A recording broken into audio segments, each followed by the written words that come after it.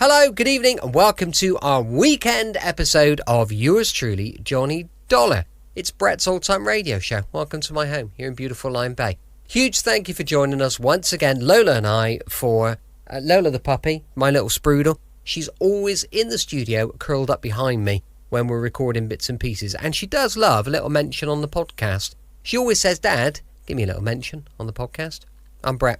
This is Lola. We're your hosts for our nighttime podcast. Welcome to another episode. I've got Facebook, Instagram, and YouTube. They're all called Brett's Old-Time Radio Show. If you could give us a little follow, well, Lola would really appreciate it. Also, we've got our brand new podcast, which updates every Sunday. So we've got a new episode coming tomorrow, which is a belter. It's brilliant. Go and check it out. It's called Sunday Night Mystery. You could just ask your device to play the podcast Sunday Night Mystery, and up it will pop.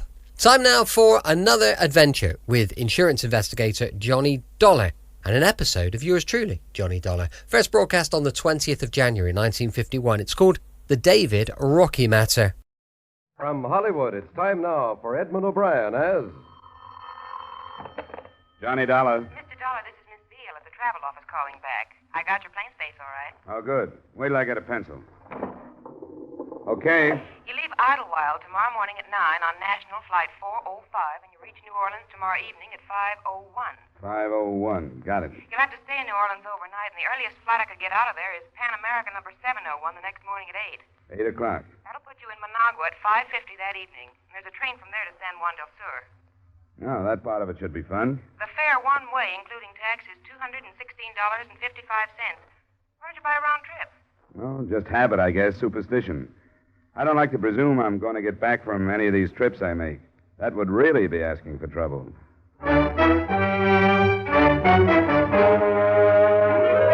Edmund O'Brien in another adventure of the man with the action-packed expense account, America's fabulous freelance insurance investigator. Yours truly, Johnny Dollar.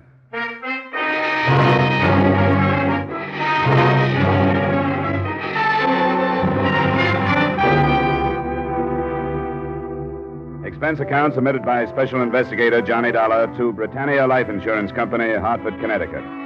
The following is an accounting of expenditures during my investigation of the David Rockey matter. Expense account item 1, $4.50, transportation from Hartford to New York City. Item 2, $1.20 cab fare to the hiring hall of the National Maritime Union.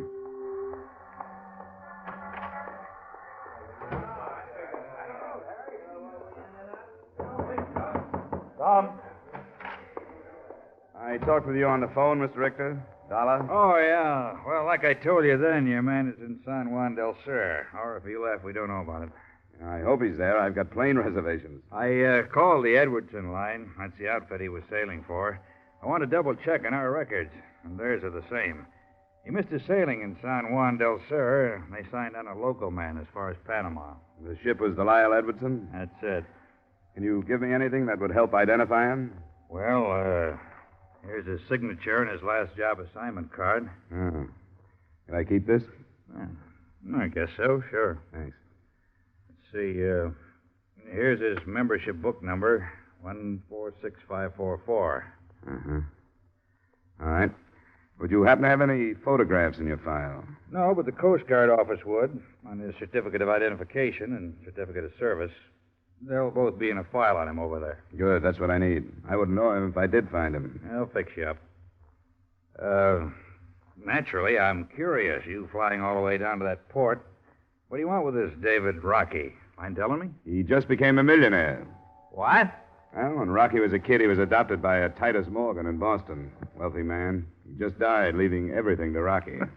How do you like that? $1.5 million, including $50,000 in insurance. That put me on the case. How would you like to get some news like that? I don't think I could take it. Well, thanks a lot, Mr. Richter. That was nothing. Yeah, when you find this guy, ask him if he can spare a few bucks for the seaman's home, will you?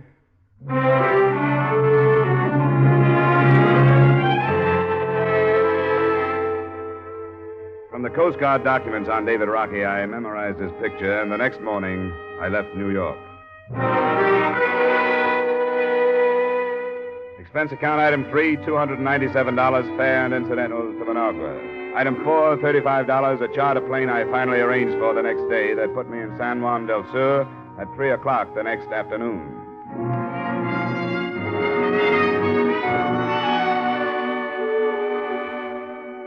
I found hotel accommodations and then looked up the local office of David Rockey's last employers, the Edwardson Steamship Lines.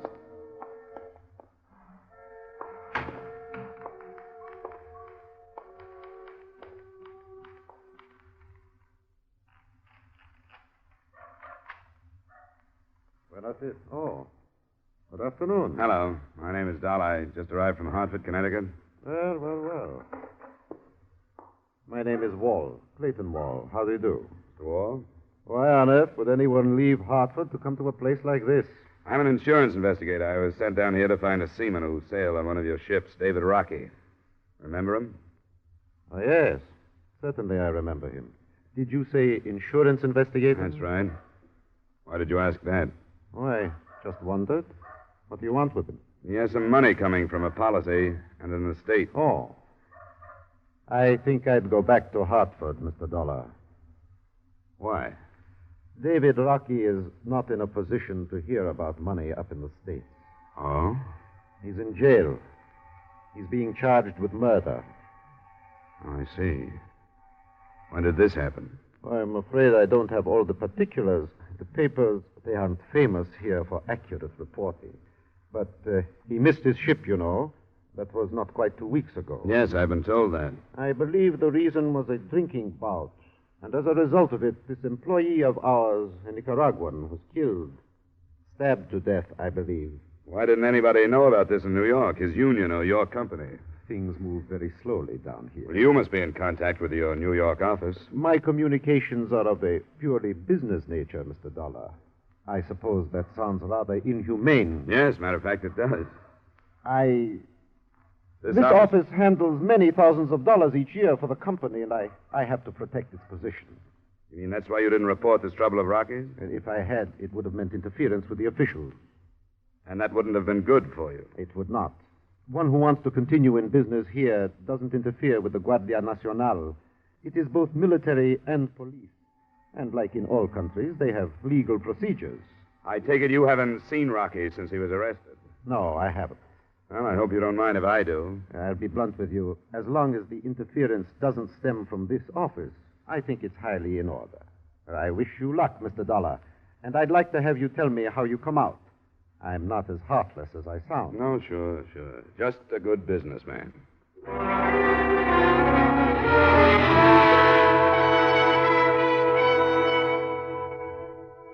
Before I tackled them, I learned what I could about the police setup in Nicaragua. The Guardia had been organized originally by American Army and Marine officers. A lot of what I dug up would have been good news to criminals, a couple of thousand men enforcing laws in the country about the size of New York State. But at least it looked like I'd find somebody who could speak English. I did, but that was all there was in my favor. You cannot talk to him. He's a prisoner, and I will not have people talk to him. Why not, Sergeant?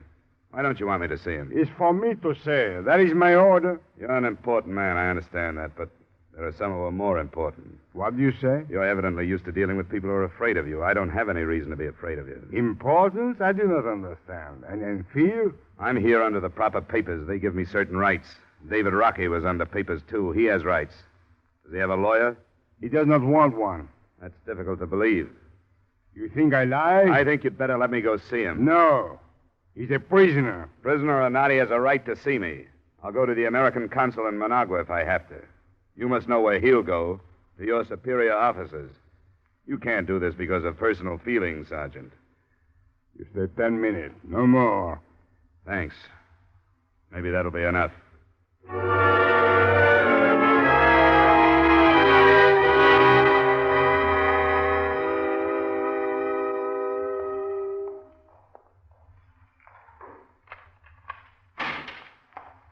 Who is it? Don't you have a light? No. Who is it? My name is Dollar, Rocky. I came down from the States to find you. That's a laugh. I know how these things go. They haven't even heard about it up there, so why should anybody come looking for me? Titus Morgan died. Oh, I'm sorry to hear that. What does that have to do with it? He left you a little money, some insurance. Company wanted to find you so they could clear their books. This a fact? Yeah. What about this murder charge? If you've been outside, you know more about it than I do. This is where I woke up, and this is where I've been. I don't know what's going on. What do you mean, this is where you woke up? I got drunk. I don't remember getting here. You know about the murder charge? Oh, yeah, they told me about that. What happened? I don't know. I drank too much. It almost seems like I got a Mickey. Did you kill this guy? Are you on the level? Certainly I am. Here, hold my wallet while I get a match.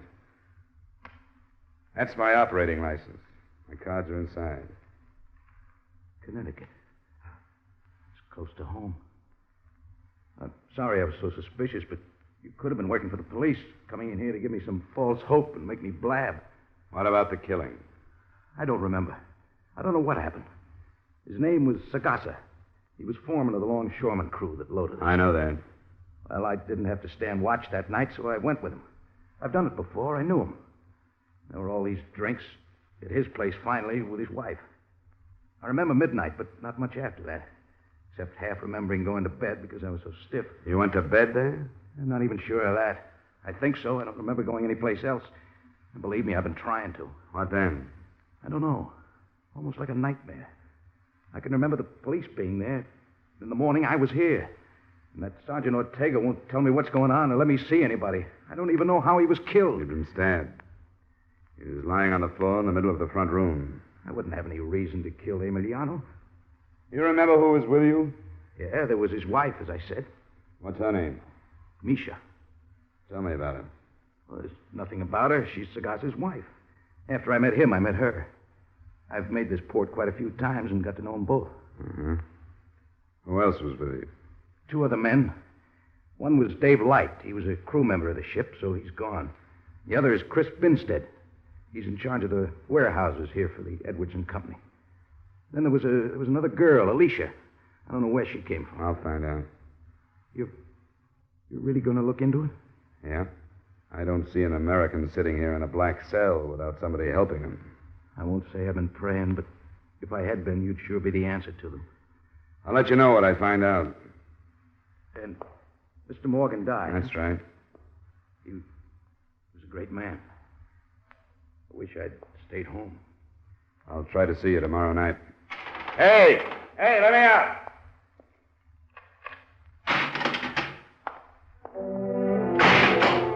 I couldn't see him. The cell was that dark. But when the door clanged shut behind me, I realized the irony of the situation. The heir to $1.5 million fortune in a jail cell in Nicaragua without rights, privileges, or even light.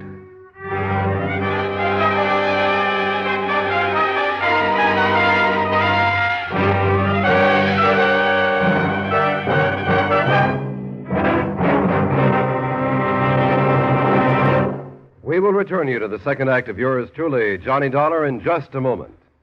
Every Saturday night, Americans from coast to coast play Sing It Again. Do you? Well, if you don't know the fun and excitement you're missing. Prizes galore, plus a special jackpot prize if you can name the Phantom Voice. So stay at home, play at home on Saturday nights, when over many of these same CBS stations, Dan Seymour says it's Sing It Again. And now, with our star, Edmund O'Brien, we return you to the second act of yours truly, Johnny Dollar.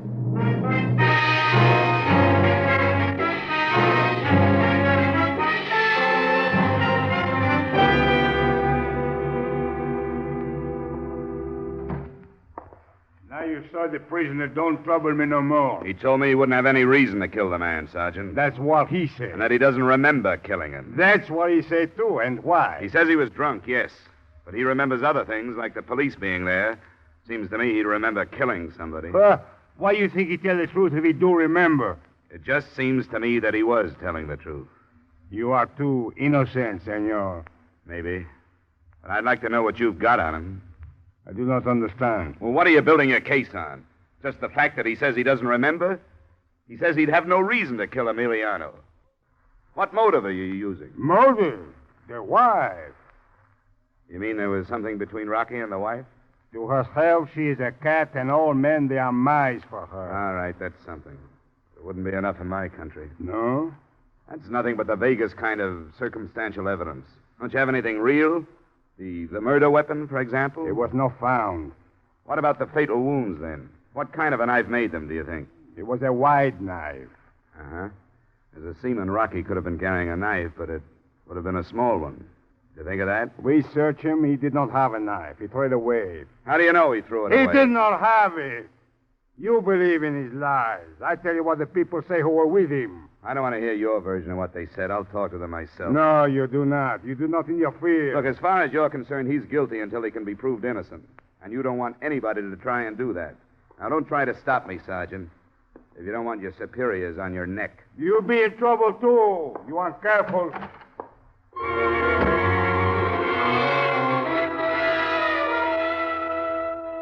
My first move was to get a cable off to Hartford advising the company of the situation and suggesting that the Titus Morgan estate send a lawyer to San Juan del Sur as quickly as possible. By then, it was 5 p.m. Through Clayton Wall in the Edwardson office, I found the address of the Sagasa widow, one in a section of houses that the company had improved for their employees. Mrs. Sagasa was an attractive, unusually fair-skinned woman of maybe 23 or 4, who was outside enjoying the moist wind of evening when I arrived. She, too, spoke English. The company taught me. I work there. Oh, it seems to be a good company. Does a lot for its San Juan people. Sometimes I think it is good. But then sometimes I think it would be better never to know any Americans. But they bring me many presents from America. David Rockey and who else?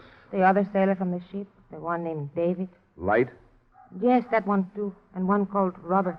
What did your husband say about all these presents? Didn't he mind? Only sometimes he was angry. He would say, "You are my wife. You don't take these things." And I say, "Yes, Emiliano. I'm your wife. And these things don't change that." And he would smile and he was not angry anymore. Was he angry about David Rockey? Sometimes. You know he's in jail, don't you? Yes, I know. Did you see him kill your husband? No. I understand you were here. Yes, I was here with Alicia. We came out here. It was hot inside. Oh. And the men were still inside, huh? Dave Light and Rockey and your husband? Yes. And there was one other, wasn't there? What was his name, Binstead? Yes, Chris Binstead. Did you hear anything from out here? Well, only talking. All of them talking?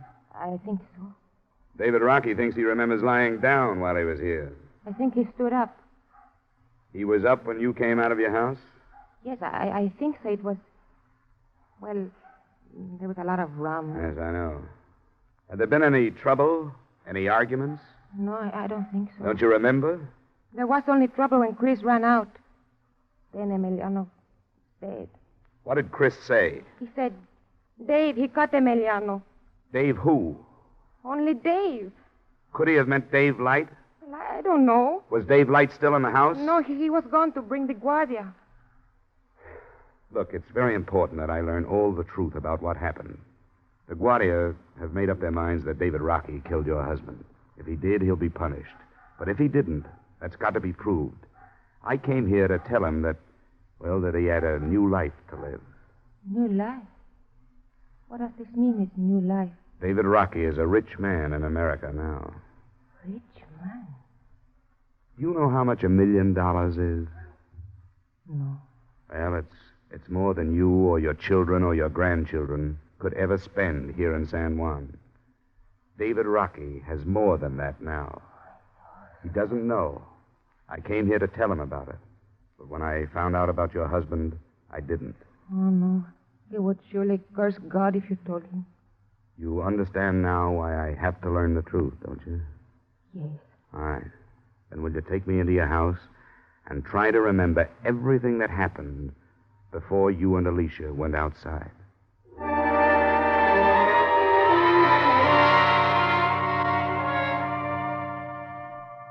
Another Edwardson ship had docked that evening, and I found Chris Binstead on the wharf supervising the placement of the cargo that was streaming into the warehouse.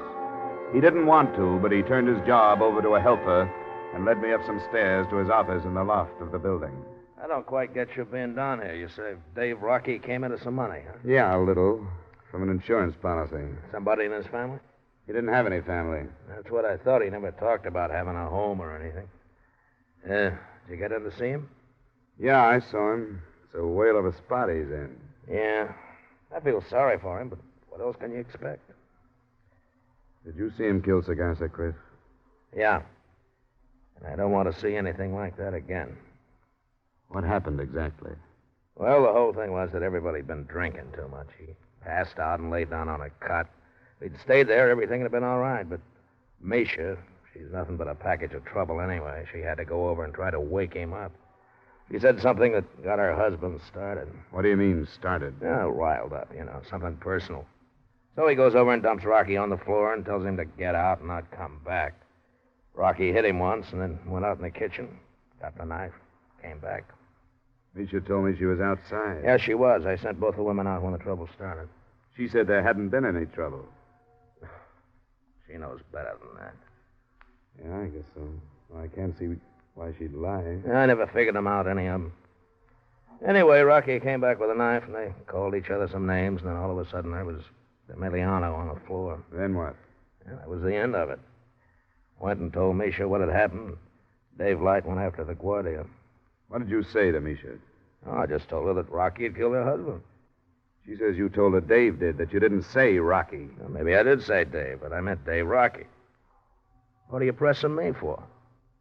I'm just trying to find out what happened. I told you what happened. How about this Dave Light? How come he was able to climb aboard his ship and leave? He reported the thing. Mr. Wall at the main office talked to the Guardia, and they let him go.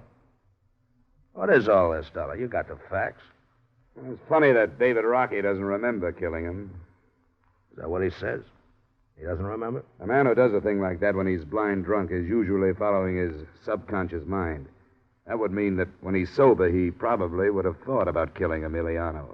So? That would mean that the motive might be the elimination of the husband. Now, I can't figure a seaman who's here in San Juan only a few days at a time even thinking of going to these lengths to get rid of Misha's husband. What are you driving at, Dollar? I'm thinking out loud, I guess. Why? That'd better be all.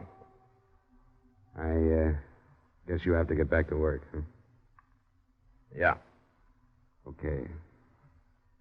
Thanks a lot for seeing me.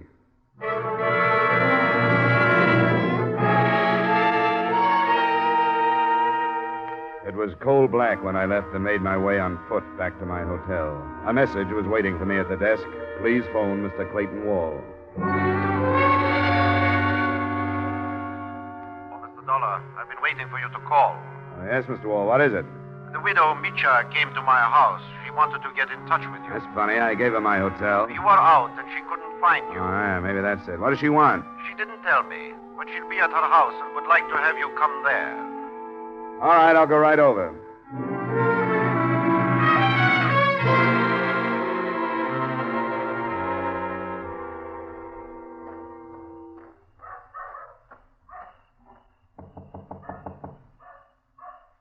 Mr. Dollar.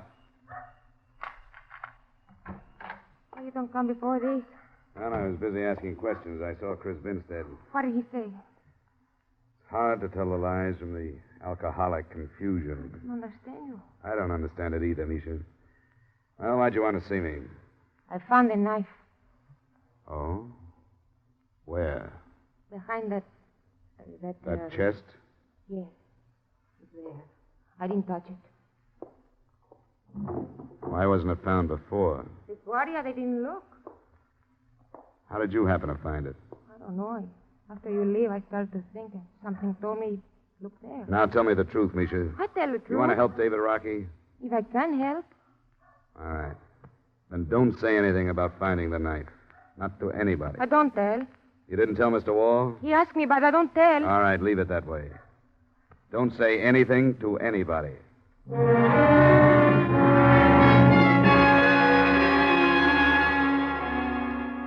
I slept after that, almost the first sleep I'd had since I left New York. And the first thing the next morning, I arranged for another charter plane to Managua.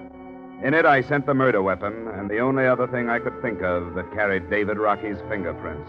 My wallet that he'd held while I showed him my identification. After a meal that passed for breakfast, I went back to see him. I've been going crazy in here.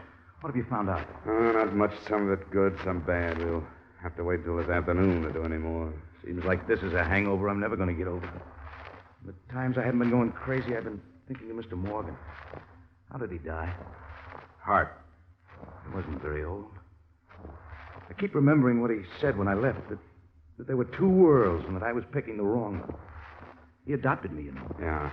I talked to his lawyers, but I didn't get the whole story. It doesn't make any difference, I guess, except that I could have made him a lot happier than I did. He had a son of his own that got killed in an auto accident when he was 14. The mother, too. I didn't know that.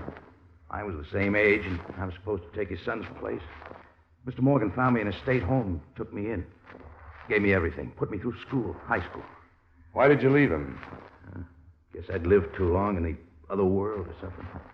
I always felt like an outsider. Then the war came along, and I went into the merchant marine. How old are you now, Rocky? 27. I went back after the war, but I wasn't cut out for it, I guess. Tuxedos and formal dinners and dames I didn't understand. The rest of the people who never seemed to say what they were thinking. Yeah, there are plenty of those. I tried because I knew Mr. Morgan wanted me to. There was just something rough in me that I couldn't hold down. And there were a couple of things with these stuffed shirts, fights. Finally, a few years back, I got up and left without saying anything to Mr. Morgan. I got no sermon to preach. I know it wasn't the way to do it. And he left me some insurance anyway. How do you like that guy? Have you been thinking about the Sagasa thing, Rocky? I've been trying. You can't remember any more? No. Does it look bad? I can't tell about these other people. I wouldn't have killed him. Misha's trouble, I know that, but I wouldn't have killed him. I didn't have any reason to. It's been my approach, but I haven't proved anything with it. You sit tight until I come back. Oh, here. Brought you some cigarettes.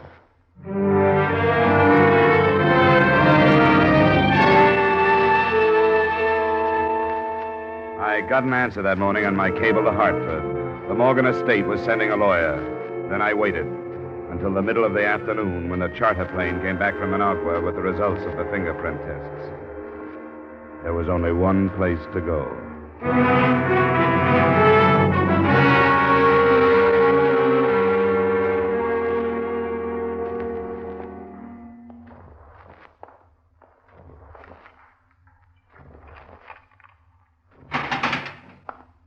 That's you, Mr. Dollar? Why didn't you give me a straight story at the beginning, Rocky? Oh, what do you mean? Why didn't you tell me you killed him? Did I kill him? You know you did. No, I swear I don't. I don't remember. You mean that, don't you? I don't remember, Mr. Dollar. I don't remember. Did I kill him? Didn't you ever think of getting Sagasa out of the way? Yeah. He was in the way. Did I kill him? I've been looking for evidence that would say you didn't.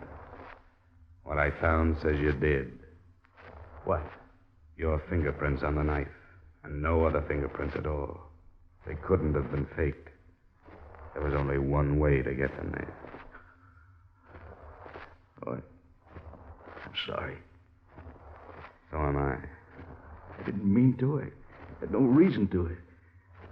Why did I? Well, things happen, I guess. It could have happened to anybody who doesn't have any more sense than I do. I got nobody to blame. Nobody.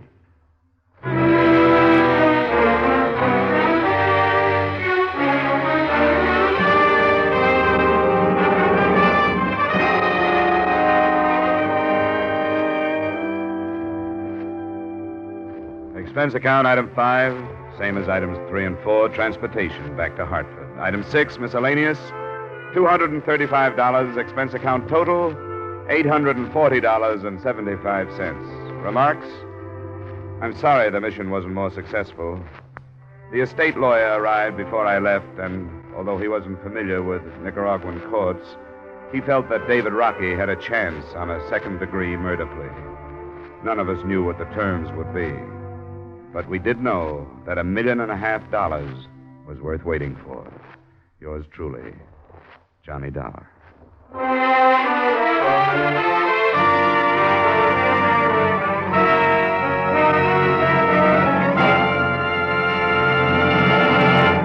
Yours truly, Johnny Dollar, stars Edmund O'Brien in the title role and is written by Gil Dowd with music by Wilbur Hatch. Edmund O'Brien's latest picture is a Paramount Pictures production, The Redhead and the Cowboy.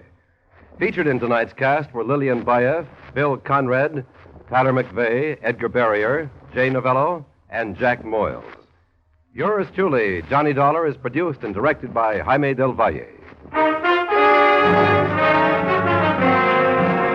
This is Dick Cutting, inviting you to join us next week at this time when Edmund O'Brien returns as Yours truly, Johnny Dollar.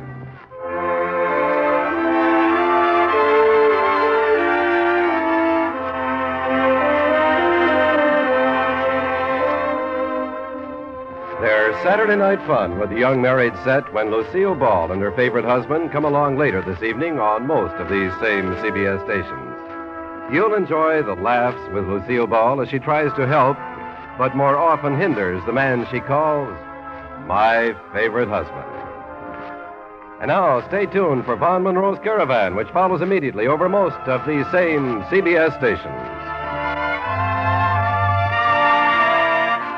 This is CBS, where Hopalong Cassidy rides every Saturday night, the Columbia Broadcasting System.